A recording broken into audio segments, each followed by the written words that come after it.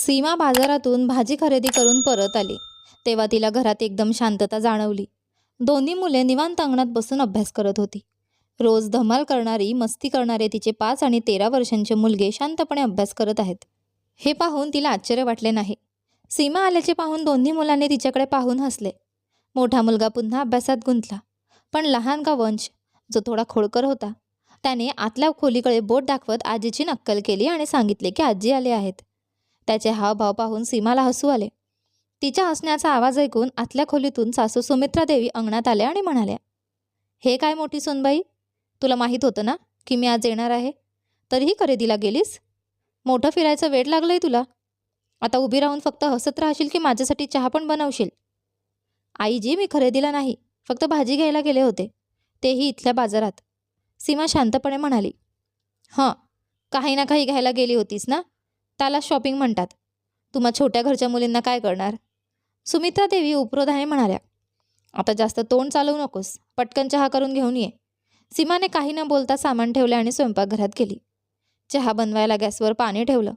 तेवढ्यात सुमित्रा देवींचा आवाज आला. अगं मोठी सूनबाई, बाहेर एक खुर्ची पण घेऊन ये, मी अंगणातच बसणार आहे. तुमच्या या 2 खोल्यांच्या घरात फार उकडतं. जी आईजी, आणते, असे म्हणून सीमाने खुर्ची बाहेर नेऊन ठेवली. ती परत स्वयंपाकघरात गेली, पटकन चहा बनवला आणि 2 कपमध्ये ओतून बाहेर आली. 1 कप सुमित्रा देवींना दिला आणि दुसरा कप घेऊन मुलांच्या बाजूला खाली दरीवर बसली. तेवढ्याच सुमित्रा देवी म्हणाल्या, अगं सीमा, यावेळी वैशालीने तुझ्यासाठी काही साड्या दिल्या आहेत.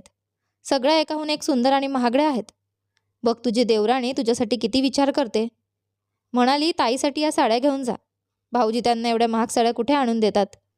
माझ्या सामानातच ठेवल्या आहेत, थोड्या वेळाने देते तुला. सुमित्रा देवींचे बोलणं ऐकून सीमा म्हणाली, आईजी, तुम्ही साड्या का आणल्या? मला गरज नाही. कमी असोत वा जास्त, जशा असतील त्या माझे पती मला आणून देतात, मी त्यातच खुश आहे. हे ऐकून सुमित्रा देवींचा चेहरा उतरला. त्या म्हणाल्या, अगं आकाश तुला काय साड्या देणार? 200-300 रुपयांपेक्षा महाग साडी त्याने कधी आणली आहे का? बघ, आता ही सुती साडी नेसली आहेस. आजकालच्या काळात अशा साड्या कोण नेसतं? पुढच्या आठवड्यात वैशाली आणि अमनच्या लग्नाचा वाढदिवस आहे. त्यांनी हॉटेलमध्ये मोठी पार्टी ठेवली आहे. तिथे तू अशी साधी साडी घालून गेलीस तर बरं दिसेल का? कधीतरी त्यांची इज्जत तरी बघ. पण आईजी, बस बस, जास्त बोलायची गरज नाही. एकदा सांगितलं ना, समजत नाही का तुला? एकतर तुझी दिराणी असूनही तुझ्यासाठी इतकं करते आणि वर तू मोठ्या सूनसारखं ताठा दाखवतेस. काय अहंकार आहे बघ तुझ्यात, असं म्हणून सुमित्रा देवी चहा प्यायला लागल्या. सीमाने त्यावेळी काही बोलणं योग्य नाही असं समजलं. जर तिने काही उत्तर दिलं असतं तर सुमित्रा देवीने विषय मोठा केला असता, म्हणून ती गप्प बसली, विचार करत की आकाश स्वतःच या विषयावर बोलेल. आकाशला बिलकुल आवडत नव्हतं की सीमाने त्याच्या आईकडून किंवा वैशालीकडून कपडे घ्यावेत. यापूर्वी सुमित्रा देवी एक साडी घेऊन आल्या होत्या, जी सीमाने आनंदाने ठेवली. त्या दिवशी त्या जास्त वेळ थांबल्या नव्हत्या आणि आकाश घरी येण्याआधीच निघून गेल्या होत्या, त्यामुळे त्याला काही कळलंच नाही. पण आज संध्याकाळी जेव्हा आकाश घरी आला आणि सीमाने ती साडी त्याला दाखवली, ते पाहताच तो चिडला. हे काय सीमा, तू आईकडून साडी का घेतली? आकाशच्या प्रश्नाने अचानक सीमा घाबरली आणि म्हणाली, आईजी इतक्या प्रेमाने साड्या घेऊन आल्या होत्या. आकाश तिला थांबवत म्हणाला, मी तुझ्या इच्छा पूर्ण करू शकत नाही, पण याचा अर्थ असा नाही की तू दुसऱ्यांची उतरण स्वीकारशील. उतरण? सीमा आश्चर्याने आकाशकडे पाहू लागली. आकाश म्हणाला, हो, हे उतरणच आहे. मी ही साडी वैशालीला आधी नेसताना पाहिली आहे. नाही नाही, तुम्ही हे काय म्हणताय? आईजी मला वैशालीची उतरण का देतील? सीमा अजूनही मान्य करायला तयार नव्हती. तू माझ्या आईपेक्षा मला जास्त ओळखतेस का? त्या तुला कधीही आनंदाने काही देणार नाहीत, असं म्हणत आकाशने फेसबुकवर वैशालीच्या आठवडाभर जुन्या पोस्ट दाखवल्या. खरोखर वैशालीने तीच साडी नेसली होती. हे पाहून सीमा थक्क झाली आणि आठवू लागली की सुमित्रा देवी म्हणत होत्या, ह्याचं ब्लाऊज कुठे ठेवले ते मिळत नाहीये, दुसऱ्या ब्लाऊजसोबत घालून घे. त्या क्षणापासून आकाशने ठरवले की सीमा त्याच्या आईकडून काहीही घेणार नाही. सुमित्रा देवी यांना 2 मुलगे होते, मोठा आकाश आणि लहान अमन. आकाश आधी आपल्या वडिलांचा बिझनेस सांभाळायचा, पण वडिलांच्या अचानक निधनानंतर आणि व्यावसायिक भागीदाराच्या फसवणुकीमुळे सगळं कोलमडून गेलं. आकाश अजूनही परिस्थिती सुधारायचा प्रयत्न करत होता, पण घर चालवणंही गरजेचं होतं. त्यामुळे तो छोट्या मोठ्या नोकऱ्या करून कुटुंबाचा उदरनिर्वाह करत होता. सुमित्रा देवी आता अधूनमधून बोलायच्या, पण त्या कायम एक गोष्ट दाखवत राहायच्या, त्या जणू मोठा उपकार करत आहेत. दुसरीकडे अमन इंजिनियर झाला आणि चांगली कमाई करू लागला. आकाशचं लग्न सीमाशी झालं होतं, जी मध्यमवर्गीय कुटुंबातून आलेली होती, त्यामुळे लग्नात फारसा हुंडा नव्हता. हीच गोष्ट सुमित्रा देवी सीमाला वारंवार टोचून बोलायच्या. पण अमनची पत्नी वैशाली मात्र एका श्रीमंत घरातून आलेली होती आणि भरपूर हुंडा घेऊन आली होती. वर अमनची मोठी कमाई. ही गोष्ट वैशाली आणि सुमित्रा देवींना खूप अभिमानाची वाटायची. इथूनच दोन्ही मुलांमध्ये आणि त्यांच्या कुटुंबामध्ये फरक निर्माण झाला. सुमित्रा देवी अमन आणि वैशालीचे कौतुक करण्यात काही कमी करत नव्हत्या, पण आकाश आणि सीमाच्या चुका काढण्याची एकही संधी सोडत नव्हत्या. यामुळे शेवटी आकाशने आपल्या कुटुंबासह त्यांचे मोठे घर सोडले आणि वडिलांनी बांधून ठेवलेल्या फक्त 2 खोल्यांच्या घरात राहायला गेला. तर सुमित्रा देवी मोठ्या बंगल्यात आपल्या लहान मुलगा व सून वैशालीसोबत राहू लागल्या. जरी तो बंगला त्यांच्या पतीनेच बांधला होता, तरी त्या तो अमनच्या नावावर असल्यासारखं वागायच्या. त्या संध्याकाळी आकाश घरी आला तेव्हा सुमित्रा देवी अंगणात बसलेल्या होत्या. स्वतःच्या साडीच्या पदराने हवा घेत त्या म्हणाल्या, "अरे आकाश, तू आलास? कसा राहतोयस रे या घरात? मला इथे इतकी उकळत होती, वाटलं लगेच निघून जावं. पण पुढच्या आठवड्यात अमन आणि वैशालीच्या लग्नाचा वाढदिवस आहे, तोही मोठ्या हॉटेलमध्ये. फक्त तुला सांगायला थांबले, आता लगेच निघते." आकाश म्हणाला, "आई, 2 दिवस माझ्याकडे थांबली असतीस तर मला बरं वाटलं असतं." "अगं बाई, या 2 खोल्यांमध्ये थांबणं, इथे फारच उकडतं, शिवाय AC सुद्धा नाही. एक काम कर, लगेच कॅब बुक कर, मी निघते." आकाशला माहिती होतं की त्याच्या आईला इथे राहायचंच नाही. त्याने मोबाईल काढला आणि कॅब बुक केली. सुमित्रा देवी सामान घ्यायला आत गेल्या. तेवढ्यात सीमा बाहेर आली आणि हळू आवाजात म्हणाली, "ऐका ना, आईजी माझ्यासाठी काही साड्या घेऊन आल्या आहेत." आकाशने तिच्याकडे पाहिलं. सीमा म्हणाली, "मी त्यांना मना केलं होतं, पण त्या ऐकतच नव्हत्या. एकाहून एक महागड्या साड्या आहेत, मी कधी अशा पाहिल्याही नाहीत." आकाश हसला आणि म्हणाला, "जर तिने कधी अशी महागडी साडी पाहिलीही नसेल तर हरकत नाही. जेव्हा माझी ऐपत होईल तेव्हा मी घेऊन देईन. पण आत्ताच बोलायचं झालं तर मी तिला इतक्या महागड्या साड्या घेऊन देऊ शकत नाही.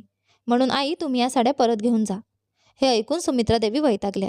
"तू नेहमी असाच राहणार आहेस का आकाश? स्वतः धड काही कमवत नाहीस आणि वर आम्हाला लाज आणतोस. आता पुढच्या आठवड्यात मोठ्या हॉटेलमध्ये वाढदिवसाचा सोहळा आहे. तिथे ही अशी स्वस्त साडी घालून गेली तर काय इज्जत राहील आमची? खरं सांगायचं तर मी तुझ्या मुलांसाठी कपडे आणणार होते, पण वैशालीच्या मुलांचे कपडे तुझ्या मुलांना लहान पडले असते." आकाश शांतपणे म्हणाला, "आई, तुम्ही परत याल तेव्हा माझ्या छोट्या बहिणीची उतरण घेऊन येऊ नका." "अरे, उतरण आहे तरी काय झालं? तिने उतरणमध्येही इतक्या महागड्या साड्या पाहिल्या नसतील." सुमित्रा देवी अजूनही त्याला पटवण्याचा प्रयत्न करत होत्या. "घ्यायचं असेल तर घे, नाहीतर वाढदिवसाला यायची गरज नाही. मी नाही बघू शकत की तुमच्यामुळे आम्ही कोणासमोर लाजिरवाणं होऊ." आकाश आता पूर्ण शांत झाला होता. त्याने गंभीर स्वरात उत्तर दिलं, "ठीक आहे आई, दरवाजा उघडाच आहे. तुम्ही जाऊ शकता. तुमच्या छोट्या मुलाला कितीही पैसा असो, पण माझा स्वाभिमान त्याहून मोठा आहे. आम्ही तुमच्या वाढदिवसाला येणार नाही." तेवढ्यात कॅब आली. आकाशची ही गोष्ट ऐकून सुमित्रा देवी पाय आपटत घराबाहेर पडल्या. पुढच्या आठवड्यात अमन आणि वैशालीच्या लग्नाच्या वाढदिवसाच्या पार्टीला आकाश आणि सीमा गेले नाहीत. शेवटी त्यांच्या कुटुंबाला त्यांच्या गरिबीची लाज वाटत होती. सुमित्रा देवी मोठ्या रागात निघून गेल्या, पण आकाशच्या मनात मात्र एक वेगळंच वादळ उसळलं होतं. त्याने कधी विचारही केला नव्हता की त्याची स्वतःची आई त्याच्यावर इतका भेदभाव करेल. पण आता त्याला हे पूर्ण स्पष्ट झालं होतं की स्वाभिमान पैशांपेक्षा मोठा असतो. सीमाने आकाशचा हात पकडला आणि मऊ आवाजात म्हणाली, "मी तुझ्या निर्णयाच्या पाठीशी आहे. गरीब असलो तरी आपलं प्रेम, आपली इज्जत हे आपलं स्वतःचं आहे. दुसऱ्यांचे उतरण घेऊन जगायचं नाही." त्या रात्री आकाश बराच वेळ विचार करत राहिला. त्याला समजलं होतं की तो फक्त परिस्थितीशी झुंजतोय, पण त्याला आता आयुष्यात काहीतरी मोठं करायचं होतं. कोणाच्याही दयेवर अवलंबून न राहता स्वतःच्या मेहनतीने उंच भरारी घ्यायची होती. आकाशने ठरवलं की तो पुन्हा एकदा नव्या जोमाने प्रयत्न करेल, स्वतःचा व्यवसाय उभा करेल आणि आपल्या कुटुंबासाठी एक चांगलं आयुष्य घडवेल. त्याच्या स्वाभिमानाने त्याला नव्या दिशेने जाण्याची ताकद दिली. काही वर्षांनी आकाशने स्वतःच्या मेहनतीने एक छोटासा व्यवसाय सुरू केला, जो हळूहळू मोठा होत गेला. त्याच्या जिद्दीमुळे तो यशस्वी झाला आणि काही वर्षातच स्वतःचं मोठं घर घेतलं. त्यात सुमित्रा देवीने ज्याला लायक नाही असं समजलं होतं, त्याने स्वतःच्या मेहनतीने आपलं नशीब बदललं. एक दिवस सुमित्रा देवी त्यांच्या जुन्या घरातून बाहेर पडल्या आणि थेट आकाशच्या नव्या मोठ्या घरात आल्या. त्या भरभर आत शिरल्या आणि म्हणाल्या, "आता तरी मला आत घेतलं ना? आता तरी आमच्या तोडीचा झालास?" आकाश हसला. तो त्यांच्या पाया पडला आणि म्हणाला, "आई, मी कधीच कमी नव्हतो. फक्त तुम्ही मला कमी समजत होतात. गरीब असलो तरी माझा स्वाभिमान माझ्यासोबत होता आणि आजही आहे." त्याच्या या शब्दांनी सुमित्रा देवी निरुत्तर झाल्या.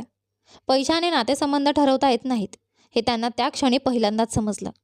स्वाभिमान हा गरिबीपेक्षा मोठा असतो आणि मेहनत ही हक्काचं सुख मिळवून देते. आकाश आणि सीमाने पुन्हा कधीही मागे वळून पाहिलं नाही. ते स्वतःच्या मेहनतीने कमावलेल्या सन्मानाने आणि प्रेमाने सुखी जीवन जगू लागले. तर आशा करतो की तुम्हाला आमची कथा आवडली असेल. कथा आवडली असेल तर व्हिडिओला लाईक करा, चॅनलवर नवीन असाल तर सबस्क्राईब करा आणि हो, नोटिफिकेशन बेल नक्की दाबा, जेणेकरून येणाऱ्या पुढील व्हिडिओची अपडेट तुम्हाला सर्वात आधी मिळेल. धन्यवाद.